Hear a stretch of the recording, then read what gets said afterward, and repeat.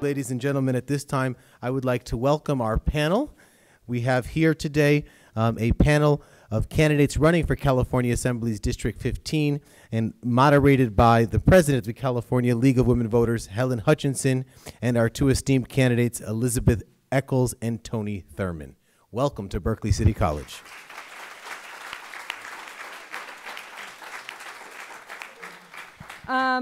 So as we arranged earlier with a coin toss, Tony will respond to the first question first, and then we'll alternate back and forth.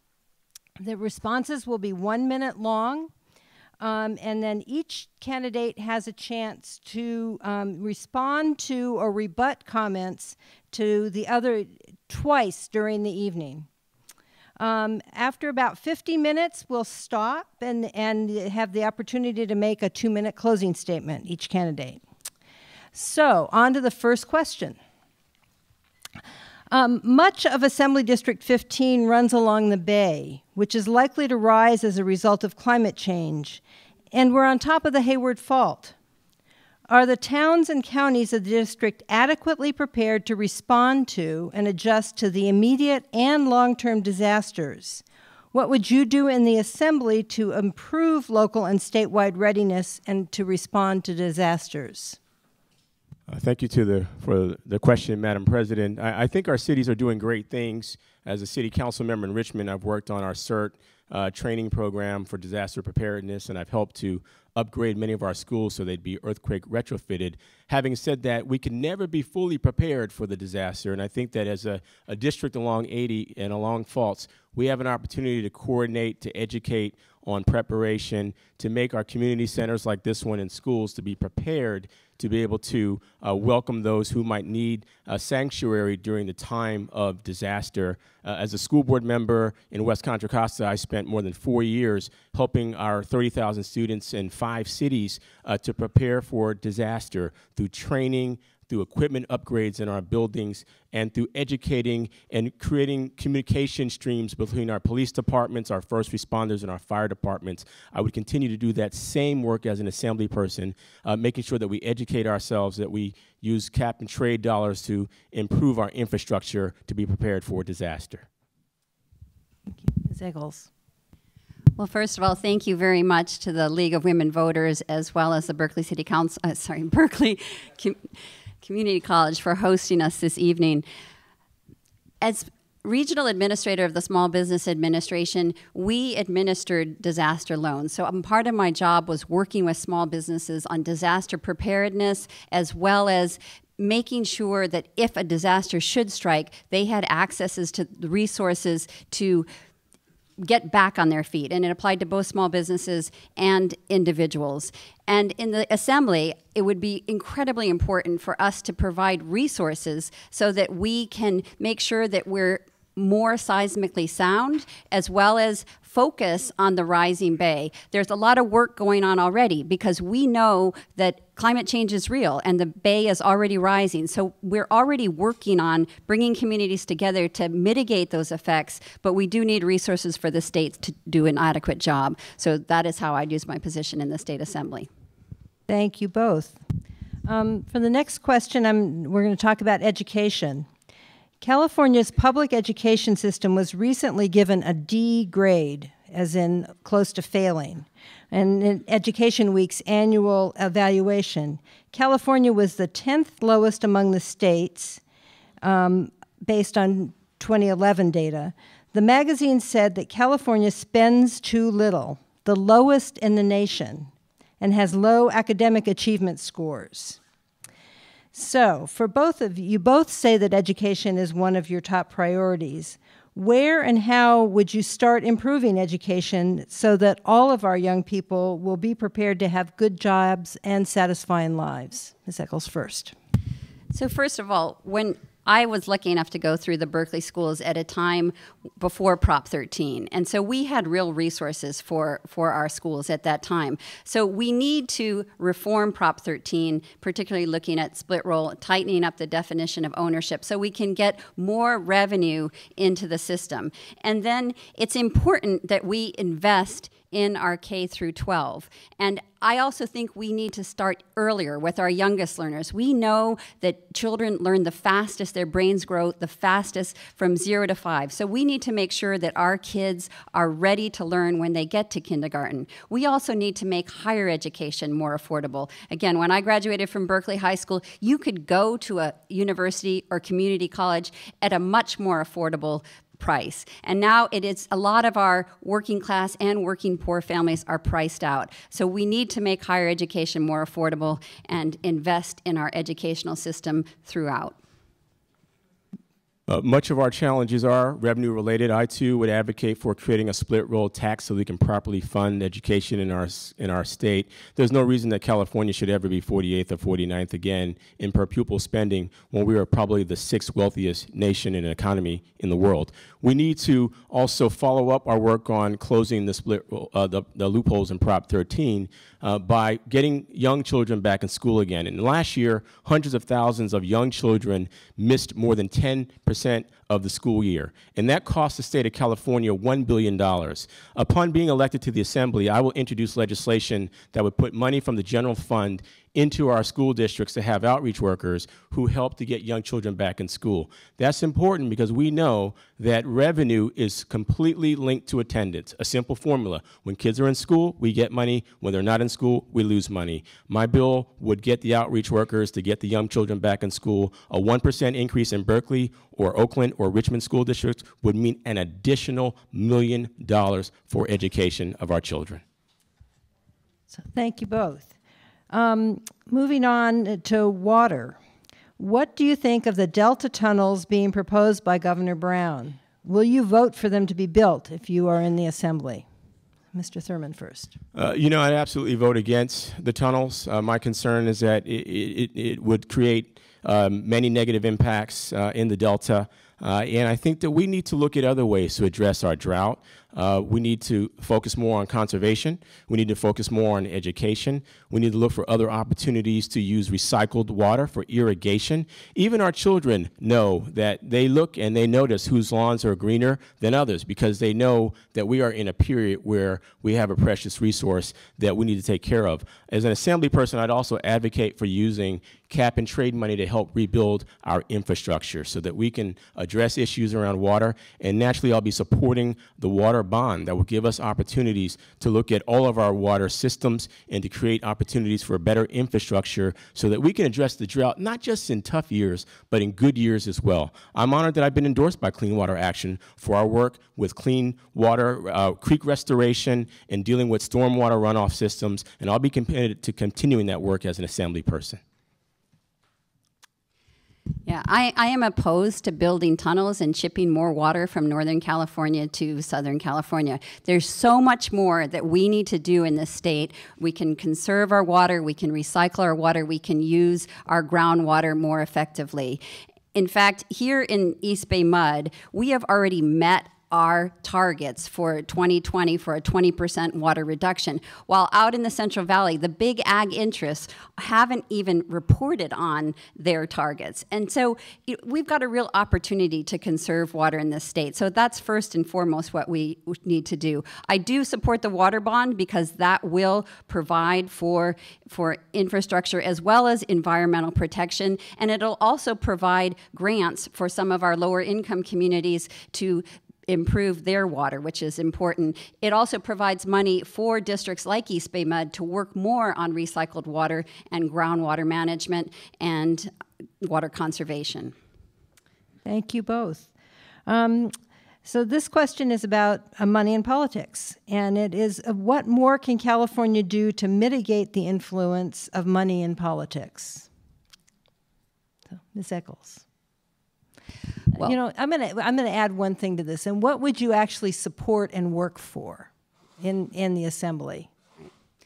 So I am an advocate of clean money, and I'm an advocate of transparency, and I'm also an advocate to reverse the Citizens United decision, because that allows people or corporations to be people, and money is free speech. And so in this race, for example, There are two different committees with very warm, fuzzy names. One of them, Alliance for a Better California. The other one is Keep California Strong, that are putting money into this race, that are shielding the real people behind that money. So those people are Phillips Morris, they're the Independent Petroleum Association of California. Those are the people most behind fracking, and predatory lenders. And so, but us as voters, we don't see those names. We just see these innocuous sounding committees. So we need to see transparency and to see who's really behind that money and those mailers that are now coming into this district and have already spent $100,000 in the last 10 days. Go ahead. You know, I have said publicly and will continue to say publicly that we need publicly financed campaigns. We simply need to get special interest money out of our campaigns and out of our citizens and public engagement process. I was an assembly person. I'd work for more transparency. I would also work to overturn Citizens United, to get special interest money out, and also to make sure that individuals are not allowed to self-fund. We've seen in this last decade many opportunities of individuals self-funding campaigns. And finally, I think that the legislature needs to go a step further. And recently, there were bills introduced in the legislature that said that any group that gives money to a legislator, that legislator could not vote on a single matter that would impact that group that had contributed to that person's campaign. Quite frankly, I think that's where the legislature needs to get to, banning the ability of those who contribute to campaigns to have legislators voting on their matters, and those are the kinds of things that I would advocate and fight for as your assembly person. Thank you both. So we had a number of questions on fracking, and here's kind of a consolidated one. What do you think of SB 4, Fran Pavley's bill about fracking, and what should California do about regulating fracking? Mr. Thurmond first. I'd like to be as clear as I can, and you know, we should just flat out ban fracking. There's been so much talk about creating a moratorium on fracking. And as a city council person in Richmond, in the city that has experienced fires, you know, in 2,000 of our citizens who went to a hospital 2 years ago when Chevron Refinery had a fire, you know, I've experienced the difficulties that our community citizens face. And we have all these dangerous practices, and the evidence is clear that fracking is very dangerous. As a legislator, I would fight hard to say, let's just ban it outright. Let's say that transporting crude by rail is too dangerous and too explosive. Let's ban it outright. I've voted against refineries so they can't process dirty crude and so they can't hurt our communities, and I'd continue to do that as a legislator. We've got to have the toughest policies we can to make sure that those who hurt our environment would have tougher penalties and tougher regulations. I've actually regulated refineries that were allowed to self-permit their construction. I'd bring that same mentality to the legislature. I would love to ban fracking. Sadly, last year in the legislature, we couldn't even get it passed to have a moratorium. And that's because the oil lobby is going crazy. They are spreading money all over California. And sadly, they are now in this race with the Independent Petroleum Association. Those are the folks that most want fracking.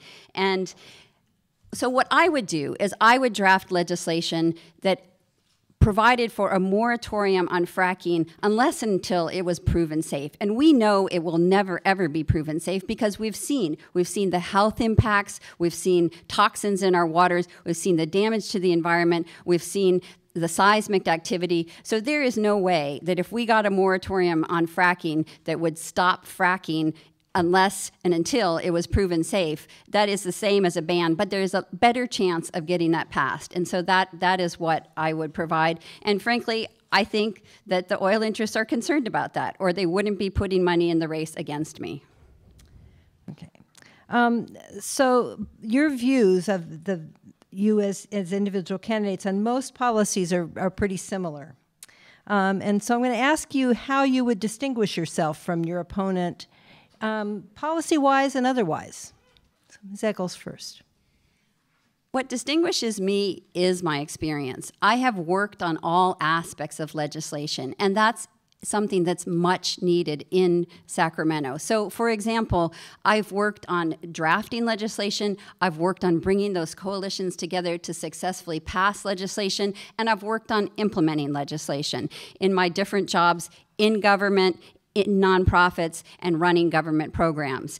And in order to really go to Sacramento and understand how that legislation will apply on the ground, it's important to have that broad experience and that broad perspective. And that is part of what I'll bring to Sacramento. The other part, of course, is the fact that as director of the U.S. Green Building Council for Northern California, I brought together environmental groups, labor, and industry to pass legislation successfully and get legislation that would help to protect our environment. So I've had experience working in Sacramento and being successful in Sacramento. You know, in terms of policy differences, I think on the fracking question, I think you heard that we differ on one aspect of it, and that I would advocate for banning it outright. On experience, I think we've had very different experiences, and I've served as a city council person and as a school board member for nearly 8 years, and I've had the opportunity to work on many of the issues that are facing our district. Environmental challenges, I've been able to create parks and open spaces. I've literally voted to regulate the largest, one of the largest corporations in the world, the Chevron refinery. I've voted to block the ability of that refinery to process dirty, heavy crude. I've been able to, as a school board member, to help rebuild nearly every school in our district. And in this campaign, I've convened 6 town hall forums to talk about things that we can do to expand our mental health programs, to expand health care.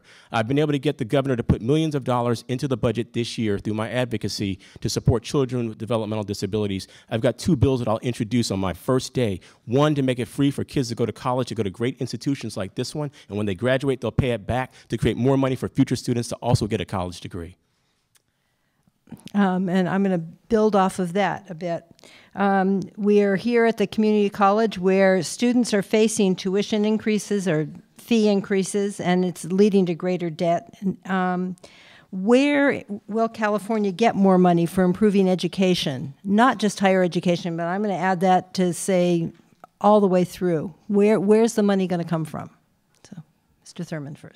Thank you. I think we need a number of taxes that we need to consider. We both talked about Prop 13. I think we need to look at an oil severance tax. I think we need to look at the Robin Hood tax that would tax certain Wall Street transactions. But I think we have an opportunity to create a program that I call Pay It Forward, Pay It Back, and to use the legislature to actually invest to allow California students who go to a public community college or a 4-year college to essentially go for free. And when they graduate, they begin to pay back what was provided for them. Because California students right now are paying the highest amount that they've ever paid in debt. And with this program called Pay It Forward, Pay It Back, it means that after you graduate, you begin to pay back with lower fees than you would if you took out loans or interest. It's removing the barriers that say that some kids can't afford to take out the loans to go to college. And so over the course of 20 or 25 years, you'd pay back what was provided for you, which essentially would create a new pool of money to allow future California students to be able to get a college education and to live the dream that we all should have that opportunity to pursue.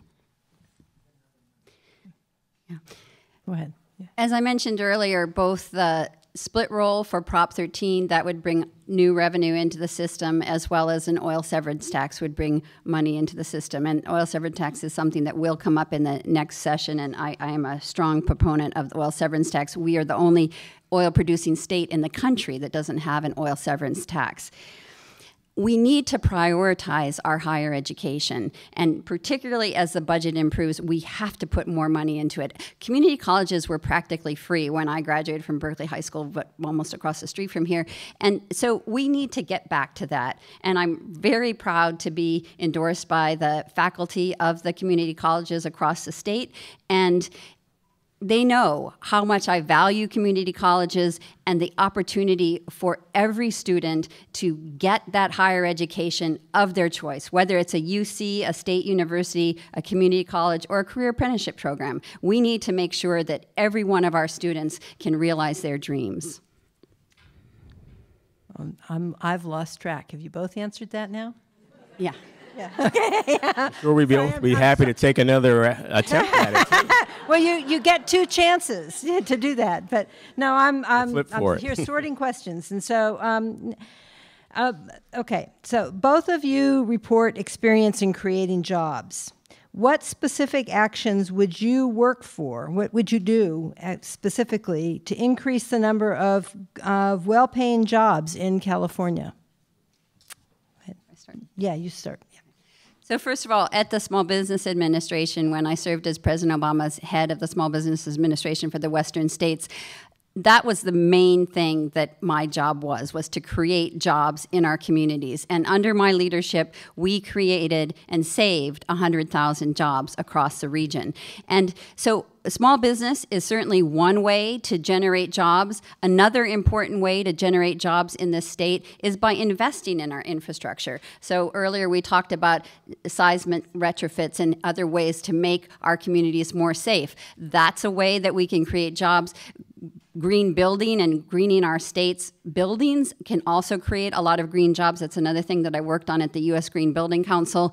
And then we need to look at our job training as well. And I served as head of a nonprofit where we trained low-income young adults on web design and web programming. 80% of them got good jobs in the tech industry. I've also worked closely with Richmond Build, and where they're training folks to put solar on the rooftops.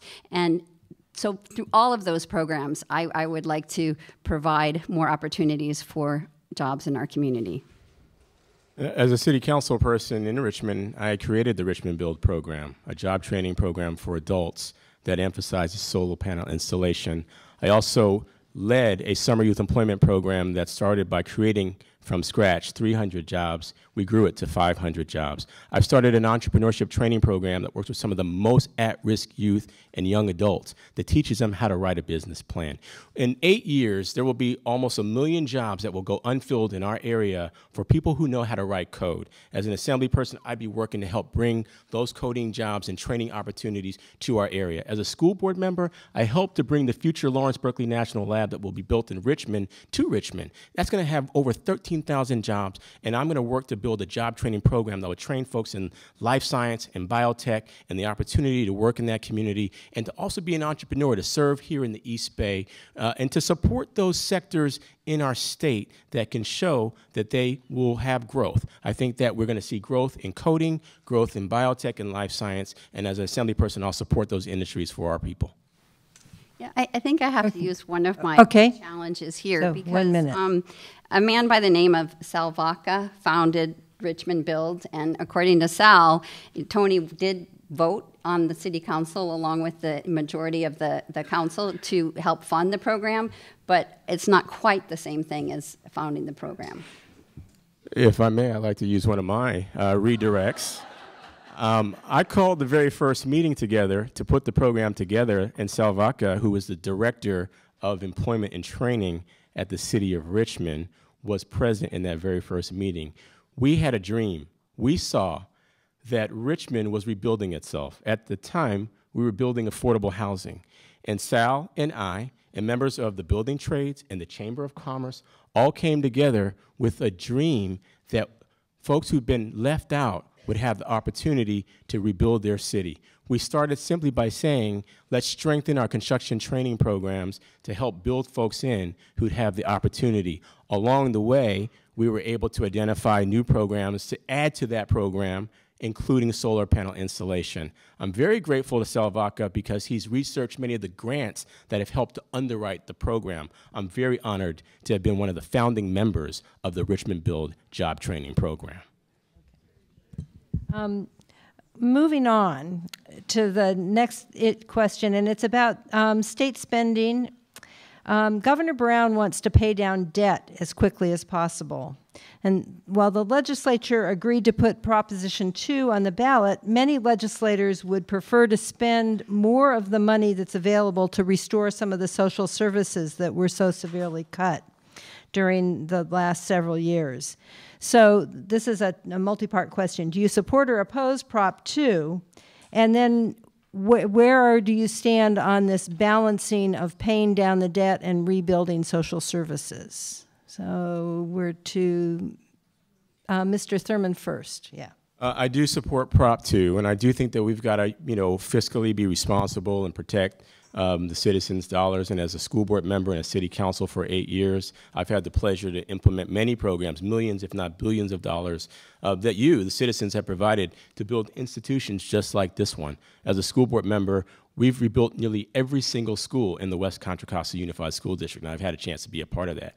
But as it relates to the state and social services, We don't have a spending problem. We have a revenue problem. We have a structural deficit because of the loopholes that have been in Prop 13 since the 1970s. Corporations as large as Chevron in my neighborhood have appealed their property tax assessments. They've been paying property taxes based on 1970s property tax values. That has to change. We need a millionaire's tax. You know, we talk about income inequality. Right now, the smallest percent of folks have the greatest amount of wealth and income in our state. As somebody who worked for minimum wage, $3.35 an hour flipping burgers to get through my freshman year in college, I'm committed to increasing the minimum wage and to making sure we put more revenue into our state to address our social service programs.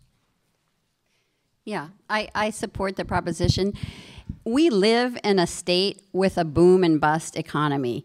And so if we don't put money away when we're at the peak, then we have to cut like crazy when we're at the bottom. And we've just seen what that's like in the last 4 to 6 years, where the legislature has cut. And even if we have more revenue into the system, you can still have that problem, because if you build and then you have a contraction, you've got that cut back on that revenue. And what that means, and what was so sad in this last recession, is a lot of people, teachers and others, lost their jobs. And when that happens, not only is it devastating for their families and our communities, but that means they're not paying money into the state anymore, and then we get further and further down the track. So I do support this proposition so that we can even out the flows. What's important, though, is that we have very strong controls, that we're not taking money out in times like now, because right now I don't think we are at a peak right now. Right now there's a tremendous amount of need, so I wouldn't want to take money out of the system now to put into a reserve, but there may be times in the future where we're in a boom state and that we should. Thank you. So mental health services is a big issue with the youth in our community. This question specifically asks about supporting youth with PTSD. I would expand it to say, what would you do about mental health services, particularly for the youth in the community? So, Ms. Echols first.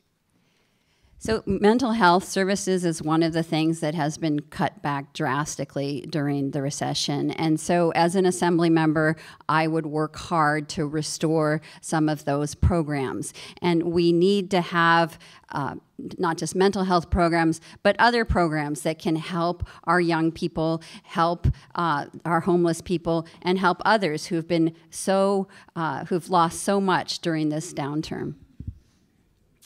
Go ahead. I'm a social worker and have been for 25 years, and I actually work for a mental health agency, and we provide services to thousands of youth in Alameda County and Contra Costa County to provide support for dealing with trauma. And in that capacity, I was able to work with members of the legislature to expand Medi-Cal to provide more mental health for some of our most vulnerable young people, foster youth in particular. What I would do is, as an assembly person, work to expand and improve our Medi-Cal reimbursement rates so that we could expand Medi-Cal mental health programs for our youth. Sadly, California has the lowest Medi-Cal reimbursement rate of any state in the nation. We've got to take all of the taboo out of the conversation about mental health. You know, we all know someone who has experienced trauma or violence or some other issue that might impact them. And we've got to be supportive. And if we put our money where our mouth is by increasing the Medi-Cal reimbursement rate and putting more money into our mental health programs and the school-based mental health programs that I've had a chance to build, we can really support our young people in becoming strong, healthy young adults in our community. So the unfunded liability of the pensions for the Berkeley City employees is increasing at a rate that could threaten the financial viability of the city if nothing is done. Berkeley's not alone in this. Acting alone to address this issue, Berkeley could lose out on competition for staff talent. Notice the police situation in San Jose. What proposals would you have as an assembly member to help Berkeley and other cities in a similar predicament? Mr. Thurmond first. You know, having served as a council member and school board member, this is an issue that I've had to deal with for many years. And, you know, in very tough times, we found ways to always first meet our obligations. If you make a pension promise to your public employees, you got to stand on that promise.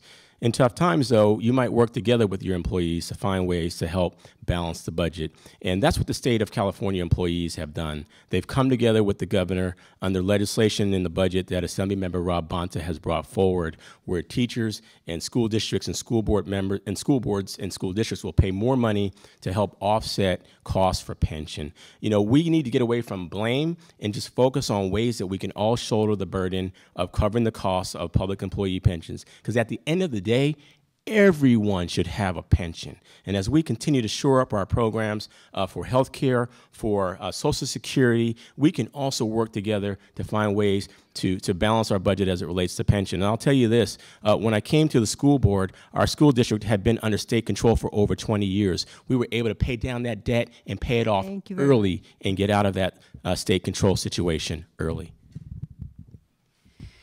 I believe that the contract that we make with our public employees is absolutely critical. So when people join public service, they do so in part, and they may take a lower salary because they get benefits and they get pension. So we need to respect that. That's part of the contract. And what has been good in the work that Rob Bonta has done, part of that is bringing all the stakeholders together and trying to understand the size of the problem, because part of what's going on here is that different people with different agendas try to value the unfunded liability in different ways. So we need to get our heads around what is the size of the problem and how we can address it. And I certainly appreciate the work that Assemblymember Bonta has done in the legislature to address these issues in our communities, and I would want to build on that work. What is your position on sending California prisoners out of state to prisons out of state? You're first. Yep. So I am absolutely opposed to sending prisoners out of state. We need to reduce our prison population first and foremost. And in the short run, that means decriminalizing nonviolent and less serious crimes and not sending folks to prison. And so I support what's on the ballot for that reason as well. But in addition to that, we need to invest earlier. It is just sickening to me that we build our future prison population, our future prisons, based on third grade reading level. So we look at how kids are doing in the third grade and then build future prisons. That's disgusting to me. So we need to make sure that we're investing in our children, that everybody is coming up, is ready to learn, is getting a great education, and then that we have programs to keep kids in school and to give them those opportunities as they go to higher education, so that we're not having to deal with these large prison populations. Thank you. I absolutely oppose sending folks out of state prisons and private prisons. We've got to really talk about the privatization, and that companies have basically profited off of the backs of low-income folks and people of color who've been disproportionately impacted by a criminal justice system that has disparate sentencing for the same offense.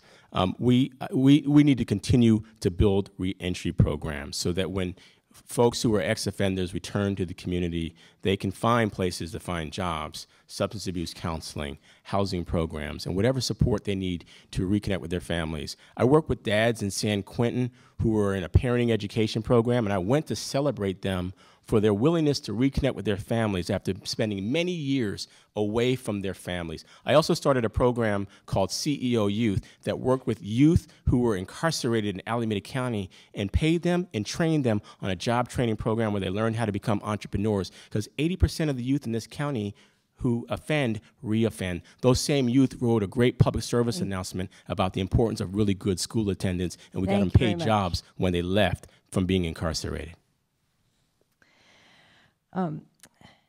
Next year, the California Cap and Trade program will expand, and state revenues generated are predicted to increase $7 to $8 billion a year. Who should decide how these revenues should be allocated, and where do you think they should be allocated? Mr. Thurmond first. You know, I'm on record. I think that the cap and trade money is a great opportunity for us to implement high-speed rail. I think it's a great opportunity for us to implement public transportation at one of the highest forms. It's also an opportunity for us to have a major work opportunity for many in the state of California. I think that we should also be using cap and trade to help rebuild our crumbling infrastructure. And our structural deficit in our budget has prevented us from rebuilding our roads, our stormwater runoff systems, our sewer wastewater systems. We need to rebuild these systems using the cap and trade dollars, and this is a great opportunity for us. We also need to look at creating sustainable development zones to replace what most of the cities in this district have lost, the redevelopment agencies and their ability to promote economic development that emphasizes public transportation, and to use cap and trade to also support our overall public transportation systems. Okay. So first of all, I think it's important to use this money to create sustainable communities. And that means affordable housing, close to public transit, and to invest in our public transit infrastructure. We can also invest in improving our state buildings. For example, there is legislation now that's being implemented that would help to green our existing building stock. And that's incredibly important because buildings create almost 40% of our greenhouse gases. So if we can get a handle on that, we'll go a long ways towards really implementing AB 32 and getting to the purpose of the cap and trade funds. So there's a whole host of ways that we can use this money, and it's important that we use it in a prudent way to really make a difference in terms of our greenhouse gases and reducing greenhouse gases, because that is a problem that is only growing. So on to healthcare. So we're at the kind of the 1-year anniversary of the first implementation of Covered California. Are you satisfied with how Covered California, our version, California's version of Obamacare, has worked? What actions should the legislature take to improve overall health care for all Californians? So, Ms. Echols first. Well, so first of all, as a member of the Obama administration, I worked on implementing Obamacare, and so I'm very well aware of both its benefits and its shortfalls. So there's still room to do a lot more. We need to have a true system, single-payer system, where everyone has access to affordable health care, and we're not there yet. In the short term, it's important that we improve the Medi-Cal reimbursement rates, because right now what is happening is that all of these people who are getting health care through Obamacare and expanded Medi-Cal can't find doctors. They can't find doctors, they can't find dentists, because the Medi-Cal rates are the lowest in the country, which means that the doctors and the dentists don't want to take any more patients. So we need to, in the short term, increase Medi-Cal rate, and in the longer term, really work towards a true single-payer system.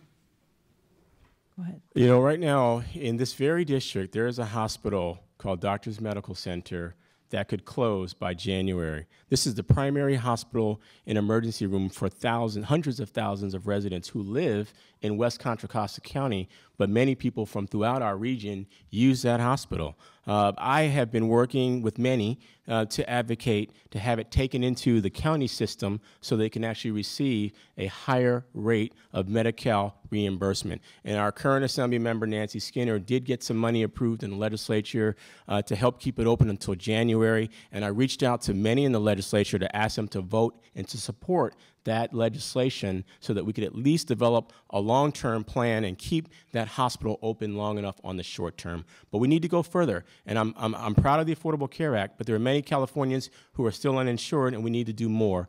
This weekend I'll be leading a health a rally where we're helping to get folks under Covered California, but we do need to expand our Medi-Cal reimbursement rate. We need to take our public hospitals into a county healthcare system, and we need to create a single-payer healthcare system for those who are not currently insured. Okay. So the governor has stated a goal of reforming CEQA, California Environmental Quality Act. What changes would you favor in CEQA? And how can environmental protection be balanced with the project costs and keeping things on a schedule? Mr. Thurmond first. Well, Madam President, you got me. I can't think of a single thing that I would change about CEQA. I've spent 8 years as a city council member and a school board member overseeing CEQA on dozens of projects to make sure that We protected wildlife and wetland and shoreline to make sure that we address environmental impacts and transportation impacts. I'm sure that there are things that could be changed. I am not in a position to advocate for them. No system is perfect, but I'll tell you this, I am so honored to live in California and to have a system that has the California Environmental Quality Act that makes sure that we can do things in a way that make our grandparents proud or our kids proud. When Chevron had their fire 2 years ago, my children and I watched the smoke from our kitchen window, and I felt very vulnerable as a parent. I'm glad that we have CEQA to make sure that any development that takes place in our state happens under the review of CEQA, and we can make sure that my children and your children and our families can be safe from environmental harm. And as an Assembly person, I'll fight to protect CEQA and to put tougher penalties on those who harm our environment. CEQA has served us well in many ways over the years, and it's important because it provides an opportunity for the community to comment and participate and make their concerns known with any type of development that's coming. There are ways that CEQA can be improved. For example, CEQA currently doesn't allow you to look at climate change and how rising water, for example, can impact a project. And this is something that environmentalists would like to see. So that's a way that I would like to see CEQA reformed. CEQA is just one of many laws here in California that we need to protect, to protect our environment. And as the candidate who's endorsed by the Sierra Club and the California League of Conservation Voters, I'm excited about taking up that mantle and continuing this district's progress on environmental change and environmental advocacy. Thank you both. Not everyone will be able to go to college. What kinds of programs would you support so that everyone will be eligible for a good job? Ms. Echols first. Well, first of all, we need to make college accessible for anyone who wants to go to college. And we need to make sure that K through 12 prepares folks for college. And because even the trades, even jobs that are coming now in advanced manufacturing or in plumbing, boiler making, carpentry, it's a lot more higher end now. So you need those math skills, you need those computer skills, so folks need to be trained on that. I also support career technical education because there are a lot of kids who maybe they don't want to go to college, or maybe by learning a trade in school, they'll stay interested in school and keep coming to school and then be able to have those a variety of choices further on. So I do support career technical education. I also support providing career apprenticeship programs. The program that we both talked about earlier, Richmond Build, is one that provides a career apprenticeship programs, pre-apprenticeship programs, and gets kids good jobs in the trades, good living wage jobs. What? You know, I am very excited about the opportunity to continue our work on building apprenticeship training programs. We have some great opportunities. You've heard about my work with Richmond Build. I worked for a job training program that worked with folks who might have had only an 8th grade learning experience, and they were able to get entry-level jobs in biotech while they went to a community college like the one that we were at tonight. Yes, it's true that not every student may choose to go to college. What I do want to make sure is that we make sure that every student has the proper training, so if they choose to go to college, they've had the training. That's why, as an assembly person, I'll be working to make sure that every school district in this district is really providing our students with the A to G requirements. Right now, it's a travesty that many of our districts do not even provide courses to every single student. Let's allow our students to make the choice. No matter what our students decide, let's make sure they get some form of post-secondary education, because we know the more you learn, the more you will earn. It is a fact. And as an assembly person, I'll be working to expand our apprenticeship training programs, our job training programs, to support the dual enrollment programs for our high school students at community college so they can earn dual enrollment credits and be prepared for a better future. So the governor has just signed a bill giving courts temporary power to take guns away from a person who poses an immediate danger to himself or another. What have we done enough in California to prevent gun violence? What more needs to be done? And how would you make it happen? Mr. Thurmond. You know, I think quite simply we have to have tougher laws on gun control. Right outside these doors, there are places where guns are being sold out of trunks, guns that were driven in to this community from places like Nevada and other states and sold illegally. And one of the things that I would do is rebuild a program called the I-80 Corridor Public Safety Partnership, where cities like Richmond and Berkeley and Oakland work together to get information to suppress guns. And we need to have tougher laws for these high-powered guns that would use these various clips and magazines. I'm sorry, even if you're a hunter, I just don't think that anyone needs to have access to such weaponry when we've seen such destruction of life in our communities. I think approaching guns from a mental health standpoint is very critical. I held a forum this year, too, on mental health, specifically along the ideas of what more we can do as it relates to guns and mental health challenges. But until we get guns out of the hands of those who would cause harm, we're not going as far as we need to go, and I'm for tougher gun control on high-powered magazines and weapons. Yeah. So in California, we can certainly do more to get assault-level weapons out of the hands of people, and also multiple rounds, because that's part of the problem when you see these crises, that people don't have to reload, and so these tragedies occur.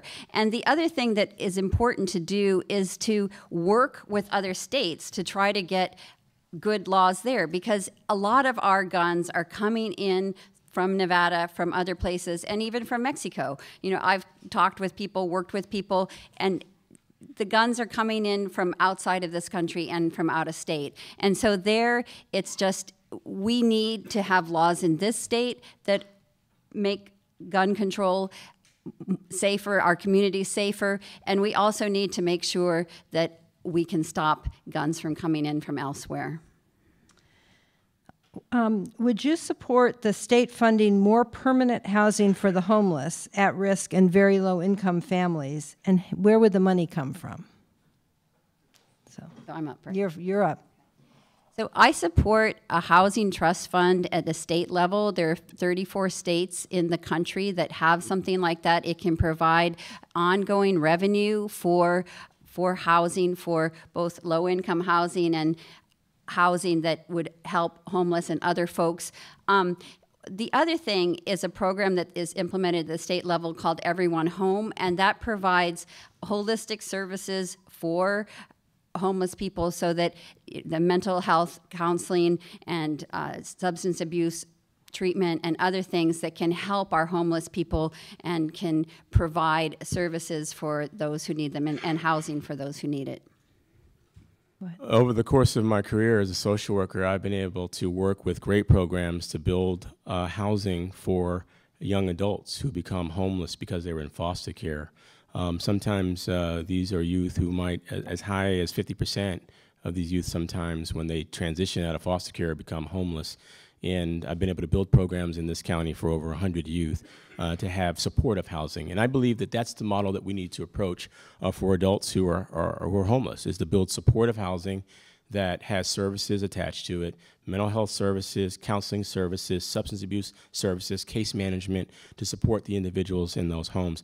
I believe that we can make investments from the legislature that will create tremendous savings. When you look at the savings that we will get by providing supportive housing units, the savings that we will get when we are allowed to help our neighbors who've been homeless to not have to use public hospitals and healthcare facilities. When you look at the costs of our public systems for homelessness, if we invest just a little bit to provide supportive housing, I believe we can create great savings and support young adults and families at the same time.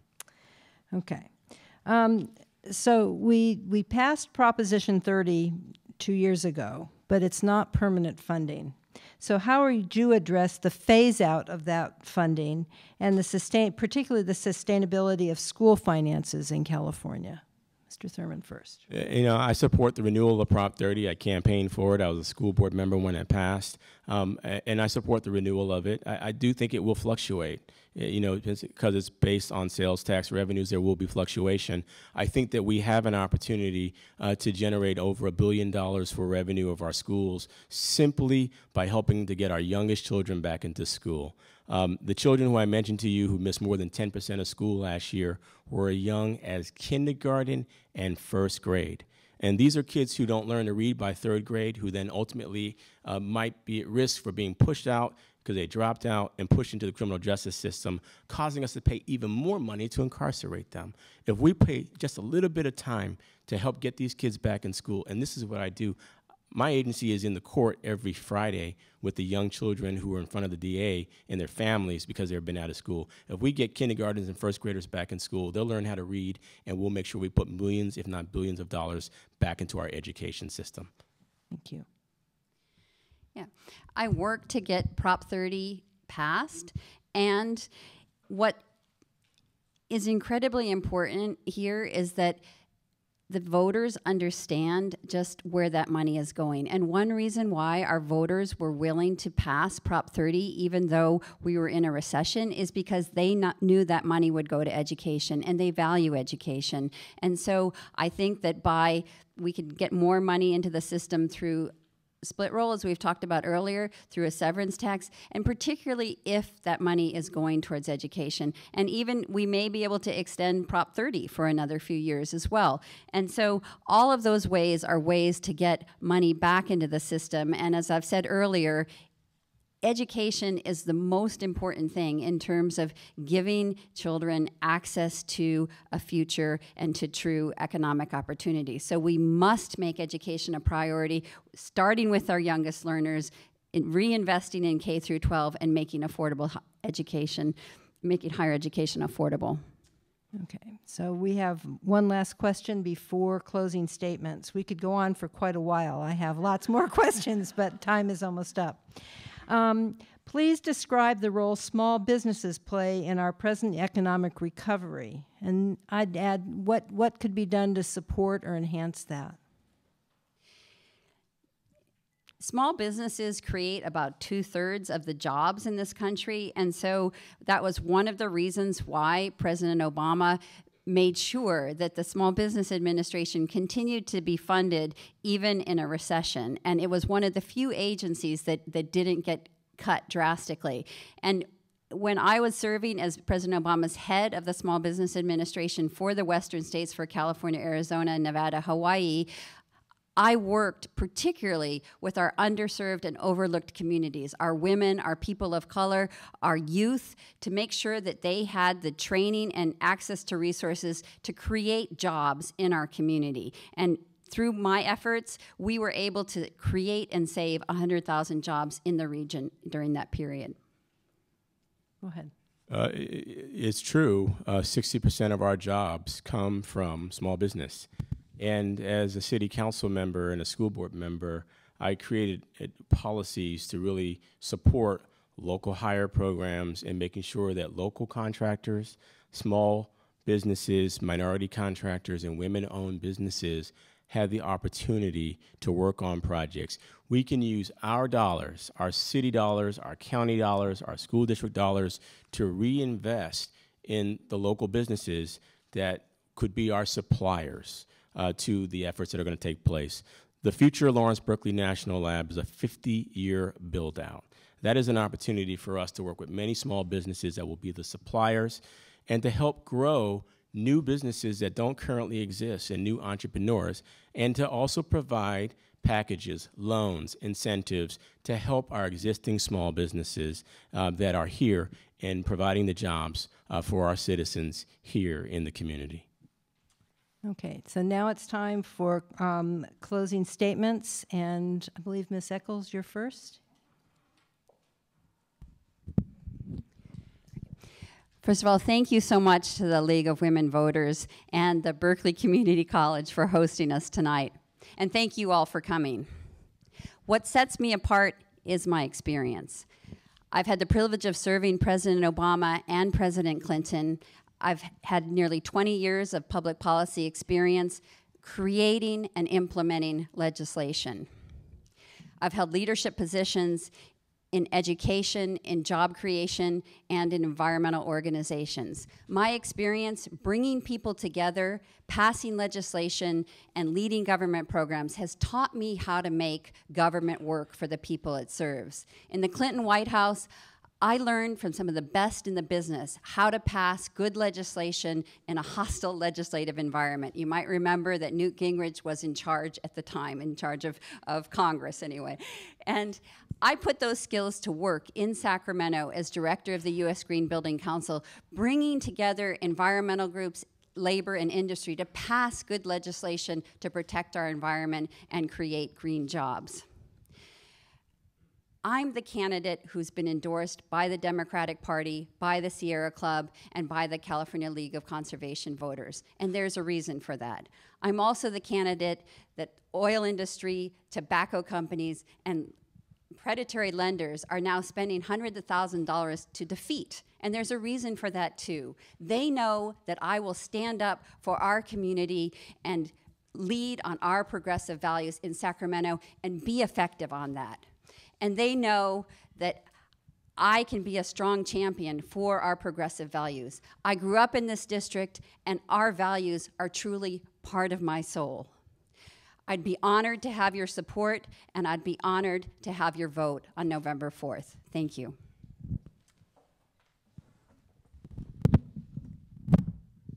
I'd like to thank the League for holding tonight's event. I'd like to thank... I've been preempted. I'd like to thank the League of Women Voters for holding tonight's event. I'd like to thank Ms. Echols for sharing the stage and participating with me tonight. I'd like to thank all of you for being here. As you've heard, Ms. Echols and I would probably vote on many issues in the same way. But I would argue that the distinction is experience. And I've got 8 years of elected experience finding solutions to tough problems like jobs and housing and education. My first night being sworn in on the school board in 2008, one of the worst times before Prop 30 was passed, I was asked to close 10 schools. And they said, do it anyway, even though it's bad for kids. And I said no. And I reached out to the city councils in our area, and they provided money to help us keep more than half of those schools open. Because I don't believe in doing things that are bad for kids. I believe in finding the political will to get things done, to do the right thing. You know, being in local government helps you to do what you have to do in Sacramento because it prepares you to make tough decisions. In those 8 years as a council member and school board member, I had the opportunity to make decisions that would help get money into our budget, and there are accomplishments that I can point to. I'm going to fight hard to close the income equality gap because it's the right thing to do, and I've been fighting hard to increase the minimum wage and create a regional minimum wage. But it's not just policy that I care about. It's because of who I've been. You know, 46 years ago, I was born in this area, and at the age of 6, I lost my mom to cancer, my only parent. I was adopted by my cousin, and she made sure I got an education. And because of that education, I was able to go to college and spend 25 years of my life fighting for seniors, for people with disabilities, for foster youth, for young adults who need a second chance. This is the passion that I'll bring to the Assembly. I've got 2 pieces of legislation that I'm ready to introduce right now, but I can't vote on it until I've been sworn in. But with your help, we can make a difference to improve the quality of life for all people in this district. I'm honored to be endorsed by Congressman George Miller, Kamala Harris, Gavin Newsom, the California nurses, the California teachers, the California firefighters, Clean Water Action. I'd be honored to have your endorsement. Thank you very much. Thank you both.